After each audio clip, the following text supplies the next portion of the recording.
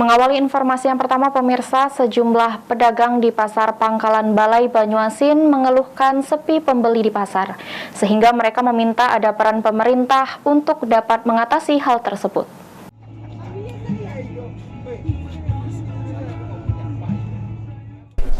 Pedagang Pasar Pangkalan Balai Kecamatan Banyuasin 3 Kabupaten Banyuasin mengalami penurunan dramatis jumlah pembeli. Namun, para pedagang masih tetap bertahan untuk berjualan walaupun pasar sepi demi untuk kelangsungan hidup mereka. Aris, salah satu pedagang pakaian, menjelaskan terkadang dalam satu minggu hanya ada satu pembeli yang datang membeli dagangan.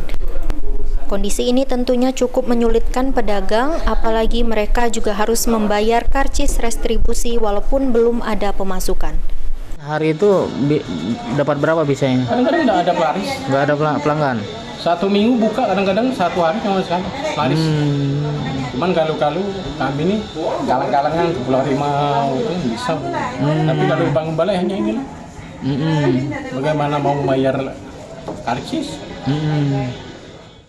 Aris berharap pemerintah dapat memberikan solusi untuk mengatasi masalah penurunan pembeli di Pasar Pangkalan Balai ini. Salah satunya memberikan subsidi untuk harga barang di pasar dengan harapan dapat mendorong masyarakat kembali berbelanja di sana. Suryadi, PAL TV.